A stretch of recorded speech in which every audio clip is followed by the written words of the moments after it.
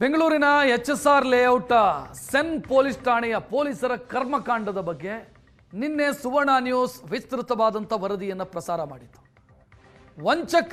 ವಂಚಕಿಯೊಬ್ಬಳಿಂದ ನ್ಯಾಯ ಕೊಡಿಸಬೇಕಾದಂಥ ಪೊಲೀಸರು ಸ್ವತಃ ವಂಚನೆ ಮಾಡಿದಂಥ ಘಟನೆ. ಇದಕ್ಕೆ ಸಂಬಂಧಿಸಿದಂತೆ ಸದ್ಯ ಇನ್ನಷ್ಟು ಡೀಟೇಲ್ ಲಭ್ಯ ಆಗ್ತಾ ಇದೆ. ಸುವರ್ಣ ನ್ಯೂಸ್ನ ವರದಿ ಸಂಚಲನ ಸೃಷ್ಟಿಸಿದೆ. ಪ್ರಕರಣವನ್ನು ಗಂಭೀರವಾಗಿ ತೆಗೆದುಕೊಂಡಿದೆ ಗೃಹ ಇಲಾಖೆ. ಡಿಸಿಪಿ ಸುಜಿತಾ ಸಲ್ಮಾನ್ ಅವರ ನೇತೃತ್ವದಲ್ಲಿ ತನಿಖೆಗೆ ಆದೇಶವನ್ನು ಕೊಡಲಾಗಿದೆ. ಪ್ರಕರಣ ಸಂಬಂಧ ಹಲವರ ಹೇಳಿಕೆಯನ್ನು ದಾಖಲಿಸಿ ವರದಿಗಳನ್ನು ಪರಿಶೀಲನೆ ಮಾಡಲಾಗಿದೆ. ಕೋಟ್ಯಾಂತರ ಮೌಲ್ಯದ ಬಂಗಾರ ಈಗ ಯಾರ ಬಳಿ ಇದೆ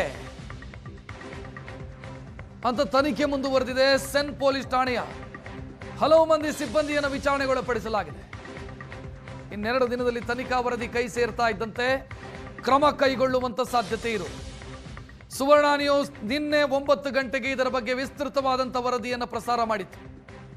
ಸುಧಾ ಅನ್ನುವಂಥ ವಂಚಕಿ ಜನರಿಗೆ ಮೋಸ ಮಾಡ್ತಾಳೆ. ಜನ ಬಂದು ಪೊಲೀಸ್ ಸ್ಟೇಷನ್ ಕಂಪ್ಲೇಂಟ್ ಕೊಡ್ತಾರೆ, ನಮಗೆ ನ್ಯಾಯ ಕೊಡಿಸಿ ಅಂತ.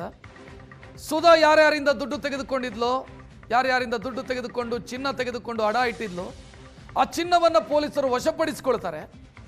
ಆದರೆ ಚಿನ್ನವನ್ನು ಜನರಿಗೆ ಕೊಡೋದಿಲ್ಲ. 1 kg ಚಿನ್ನವನ್ನು ವಶಪಡಿಸಿಕೊಳ್ತಾರೆ. ವಿವಿಧ ಜ್ಯುವೆಲರ್ಸ್ಗಳಿಂದ ಅದನ್ನು ರಿಕವರಿ ಮಾಡಿಕೊಳ್ಳಲಾಗತ್ತೆ. ಆದರೆ ಜನರಿಗೆ ಅದನ್ನು ಕೊಡಬೇಕಿತ್ತು. 20 ಗ್ರಾಂ ಚಿನ್ನ ವಾಪಸ್ ಜನರಿಗೆ ಕೊಟ್ಟು ಅಥವಾ ದೂರುದಾರರಿಗೆ ವಾಪಸ್ ಕೊಟ್ಟು ಪೊಲೀಸರು ಕೈ ತೆಗೆದುಕೊಳ್ತಾರೆ.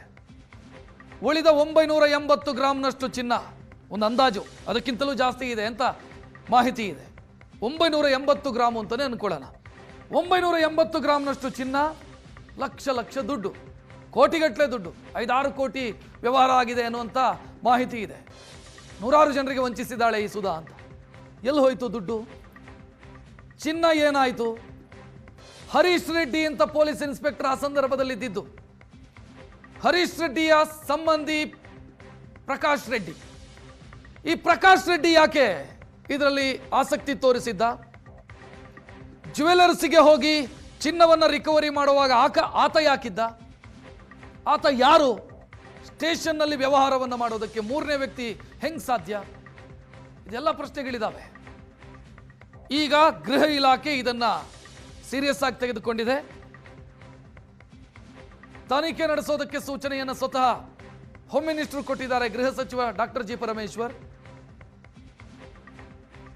ಆ ಸಿಬ್ಬಂದಿ, ಆ ಸಂದರ್ಭದಲ್ಲಿ ಯಾರು ಸಿಬ್ಬಂದಿ ಇದ್ರು ಅಲ್ಲಿ, ಅವರು ಈಗಿನ ಸಿಬ್ಬಂದಿ, ಇವರನ್ನೆಲ್ಲ ವಿಚಾರಣೆಗೊಳಪಡಿಸಲಾಗಿದೆ.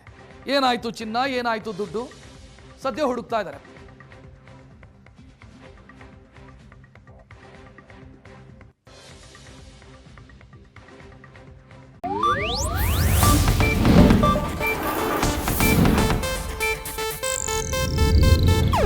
ಇದು ಏಷ್ಯಾನೆಟ್ ನ್ಯೂಸ್ ನೆಟ್ವರ್ಕ್ ಪ್ರಸ್ತುತಿ.